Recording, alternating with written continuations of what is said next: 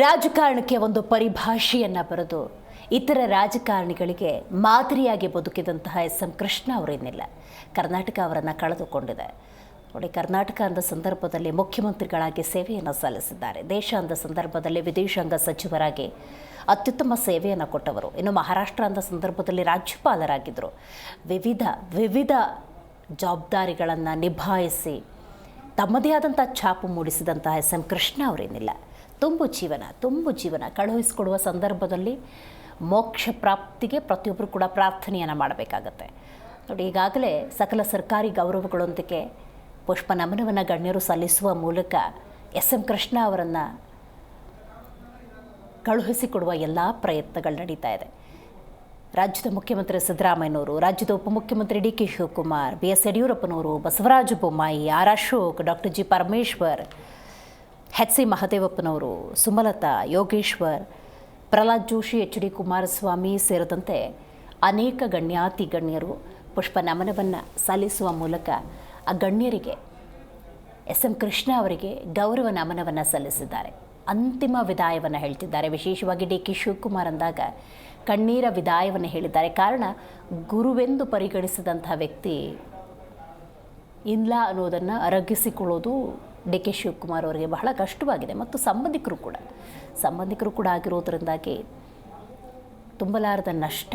ಕರುನಾಡಿಗೆ ಖಂಡಿತವಾಗ್ಲೂ S M Krishna ಅಂದಾಗ ಅವರು ಕೊಟ್ಟಂತಹ ರಾಜಕಾರಣದ ಮಾದರಿ ನಿಜಕ್ಕೂ ಕೂಡ ಮಾದರಿ.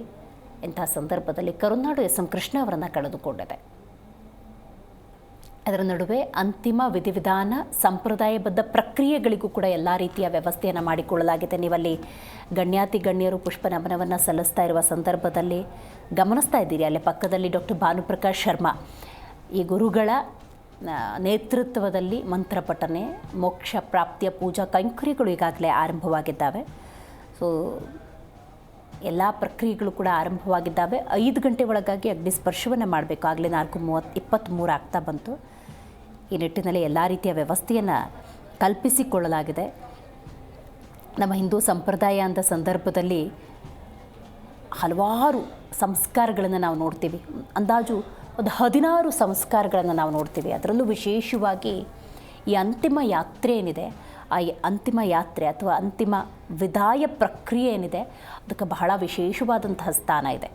ಈ ನಿಟ್ಟಿನಲ್ಲಿ ಡಾಕ್ಟರ್ ಭಾನುಪ್ರಕಾಶ್ ಶರ್ಮಾ ಅವರ ನೇತೃತ್ವದಲ್ಲಿ, ಈ ಗುರುಗಳ ನೇತೃತ್ವದಲ್ಲಿ ಅಂತಿಮ ವಿಧಿವಿಧಾನ ಪ್ರಕ್ರಿಯೆಗಳು ಸಂಪ್ರದಾಯಬದ್ಧವಾಗಿ ನಡೀತಾ ಇದ್ದಾವೆ. ಆಗಲೇ ಭಾನುಪ್ರಕಾಶ್ ಶರ್ಮಾ ಅವರು ಮಾತಾಡ್ತಾ ಇದ್ದರು, ಮೋಕ್ಷ ಪ್ರಾಪ್ತಿಗೆ ಈ ಆತ್ಮ ಪರಮಾತ್ಮನನ್ನು ಸೇರಿಸುವ ಸಂದರ್ಭದಲ್ಲಿ ಸುಭಿಕ್ಷವಾಗಿ ಸಮೃದ್ಧವಾಗಿ ಯಾವುದೇ ಅಡೆತಡೆಗಳಿಲ್ಲದೆ ತಲುಪಬೇಕು ಅನ್ನುವಂಥ ಸದುದ್ದೇಶದಿಂದ ಈ ಪ್ರಕ್ರಿಯೆಗಳನ್ನು ಮಾಡ್ತೀವಿ ಅಂತ ಹೇಳ್ತಾ ಇದ್ರು. ಅಂತೆಯೇ ಎಲ್ಲ ರೀತಿಯ ಉಪಚಾರಗಳನ್ನು ಅಥವಾ ಸಂಸ್ಕಾರ ಪ್ರಕ್ರಿಯೆಗಳನ್ನು ಈ ಸಂದರ್ಭದಲ್ಲಿ ಮಾಡಲಾಗ್ತಾ ಇದೆ.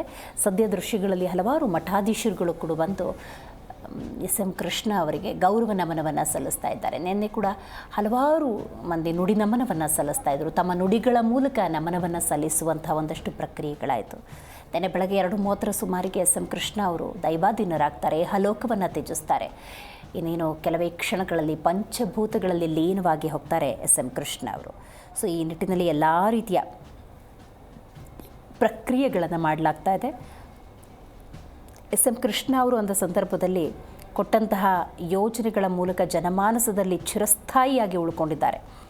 ಕಾರಣ ಏನು ಅಂತ ನೋಡೋದಾದರೆ ಅದಕ್ಕೆ ಅವರ ಯೋಚನೆಗಳೇ ಕಾರಣ ಅಂತ ಹೇಳ್ಬೋದು.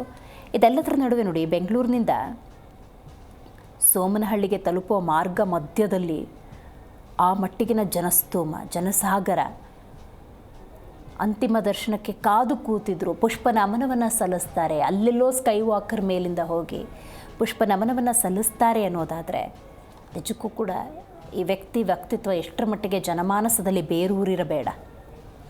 ಹಾಗಾಗಿ ಕಳುಹಿಸಿಕೊಡುವ ಸಂದರ್ಭದಲ್ಲಿ ಮೋಕ್ಷ ಪ್ರಾಪ್ತಿಗೆ, ಸದ್ಗತಿಗೆ ಪ್ರತಿಯೊಬ್ಬರು ಕೂಡ ಪ್ರಾರ್ಥನೆಯನ್ನು ಮಾಡ್ತಾ ಇದ್ದಾರೆ.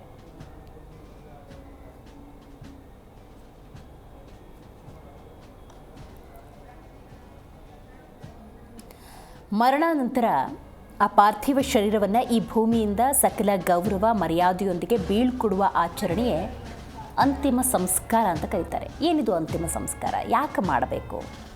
ಇದೆಲ್ಲವೂ ಕೂಡ ಬಹಳ ವಿಶೇಷ. ನಾವು ಭಾರತೀಯ ಸಂಪ್ರದಾಯ ಅಂದ ಸಂದರ್ಭದಲ್ಲಿ ಆಯಾಯ ದೇಶಗಳಲ್ಲಿ ಅವರದೇ ಆದಂಥ ಸಂಪ್ರದಾಯಗಳಿರ್ತವೆ. ವಿಶೇಷವಾಗಿ ಇವತ್ತು ನೀವು ಗಮನಿಸ್ಬೋದು 800 kgಗೂ ಹೆಚ್ಚು ಶ್ರೀಗಂಧವನ್ನು ಇವತ್ತು ಬಳಕೆ ಮಾಡಲಾಗುತ್ತೆ ಅನ್ನೋದಾದರೆ, ಗೌರವಾರ್ಥ ಸ್ಥಾನದಲ್ಲಿರುವಂಥ ಎಸ್ ಎಂ ಕೃಷ್ಣ ಅವರನ್ನು ಅಷ್ಟೇ ಗೌರವಾರ್ಥವಾಗಿ ಸುಗಂಧ ಸೌರಭ ಸೂಸಿತ ಪರಿಮಳದೊಂದಿಗೆ ಭಗವಂತನನ್ನು ಸಮೀಪಿಸುವ ಒಂದು ಪ್ರಕ್ರಿಯೆ ಅಂಥೇಳಿ ಭಾನುಪ್ರಕಾಶ್ ಅವರಾಗಲಿ ತಿಳಿಸ್ತಾ ಇದ್ರು ಗುರುಗಳು. ಯಾಕೆ ಶ್ರೀಗಂಧವನ್ನು ಬಳಕೆ ಮಾಡಲಾಗುತ್ತೆ ಅನ್ನೋದಕ್ಕೆ ಒಂದು ಉತ್ತರವನ್ನು ಕೊಡುವಂಥ ಪ್ರಯತ್ನದಲ್ಲಿದ್ದರು. ಅಂಥ ವಿಶೇಷವಾದಂಥ ಸಂಸ್ಕಾರ ಪ್ರಕ್ರಿಯೆ ಇದು. ಹೌದು, ಮರಣಾನಂತರ ಅಂದರೆ ಉಸಿರು ಚೆಲ್ಲಿದ ನಂತರ, ದೇಹದಿಂದ ಉಸಿರು ಬಿಟ್ಟ ನಂತರ ಈ ಭೂಮಿಯಿಂದ ಸಕಲ ಗೌರವ ಮರ್ಯಾದೆಯೊಂದಿಗೆ ಬೀಳ್ಕೊಡುವ ಒಂದು ಪ್ರಕ್ರಿಯೆ ಅಂತಿಮ ಸಂಸ್ಕಾರ ಅಥವಾ ಶವ ಸಂಸ್ಕಾರ ಅಂತ ಕರೀತಾರೆ. ವ್ಯಕ್ತಿ ದೈವಾಧೀನವಾದ ನಂತರ ಮಾಡುವ ಸಂಸ್ಕಾರಕ್ಕೆ ಅತ್ಯೇಷ್ಟಿ ಅಂತ ಕೂಡ ಕರೀತಾರೆ. ಅಂದರೆ ಅಂತಿಮ ಸಂಸ್ಕಾರ, ಅಪರ ಸಂಸ್ಕಾರ, ಅಪರಕ್ರಿಯೆ, ಅಪರಕರ್ಮ ಹೀಗೆ ಕರೀತಾರೆ. ಸೊ ಎಲ್ಲ ಪ್ರಕ್ರಿಯೆಗಳು ನಡೀತಾ ಇದ್ದಾವೆ. ಅಂದರೆ ಅಂತಿಮ ಸಂಸ್ಕಾರದ ಪ್ರಕ್ರಿಯೆಗಳು ಒಂದು ಭಾಗದಲ್ಲಿ ನಡೀತಾ ಇದ್ದಾವೆ, ಗಮನಿಸಬಹುದು.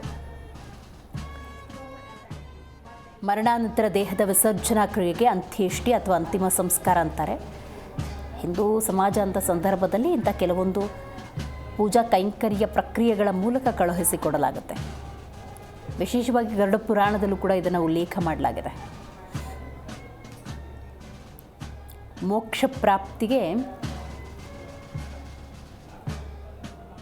ವಿಶೇಷವಾಗಿ ಈ ಪ್ರಾರ್ಥನೆ ಅಥವಾ ಪೂಜೆ ಸಲ್ಲಿಸುವ ಮೂಲಕ ಬೇಡಿಕೊಳ್ಳುವ ಒಂದು ಪ್ರಕ್ರಿಯೆ. ಸೊ ಅದಕ್ಕೂ ವಿಶೇಷವಾಗಿ ಇವತ್ತು ಎಸ್ ಎಂ ಕೃಷ್ಣ ಅವರು ದೈವಾಧೀನರಾಗಿರುವ ಹಿನ್ನೆಲೆಯಲ್ಲಿ ಧೀಮಂತ ವ್ಯಕ್ತಿತ್ವ. ತಮ್ಮ ಜೀವಿತಾವಧಿಯಲ್ಲಿ ಅತಿ ಹೆಚ್ಚು ಕಾಲ ರಾಜಕಾರಣವನ್ನೇ ಮಾಡಿರುವುದರಿಂದಾಗಿ ಜನಮಾನಸದಲ್ಲಿ ಬಹಳ ಚಿರಪರಿಚಿತ ವ್ಯಕ್ತಿತ್ವ ಅವರದ್ದು. ಈ ಹಿನ್ನೆಲೆಯಲ್ಲಿ ಅವರಿಗೆ ಸಕಲ ಸರ್ಕಾರಿ ಗೌರವಗಳೊಂದಿಗೆ ಕಳುಹಿಸಿಕೊಡುವಂಥ ಒಂದು ಪ್ರಯತ್ನ ಕೂಡ ಆಗ್ತಾ ಇದೆ. ಆ ದೃಶ್ಯಗಳನ್ನು ನೀವಿಲ್ಲಿ ನೋಡ್ತಾ ಇದ್ದೀರಿ.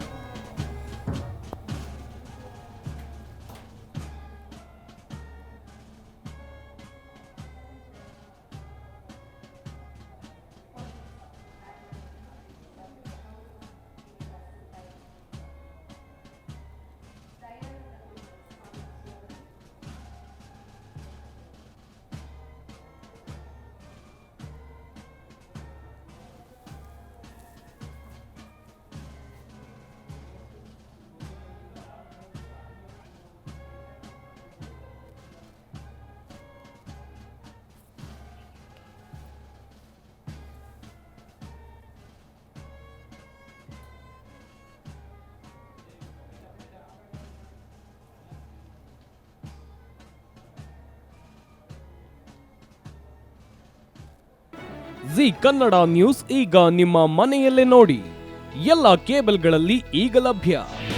ನಿಮ್ಮ ನೆಚ್ಚಿನ ಜಿ ಕನ್ನಡ ನ್ಯೂಸ್ ಈಗ ಸನ್ ಡೈರೆಕ್ಟ್ ನಲ್ಲಿ number 292, Tata play number 1664, Jio TV number 1334, NXT digital number 30, in cable number 30, city networks 51, U digital number 162, GTPL number 17, Rockline telecommunications number 42, Shri Basaveshwara cable number 168, rural cable network 60, Vinayaka digital 57, Abhishek cable 821, city channel 53, Siddeshwara cable network 57, V4 digital Infotech 628, Surya digital networks 53, Gajanan digital number 836, Malnad infotech private limited number 56, Metrocast number 830, victory digital number 167ರಲ್ಲಿ ನೋಡಿ ಆನಂದಿಸಿ.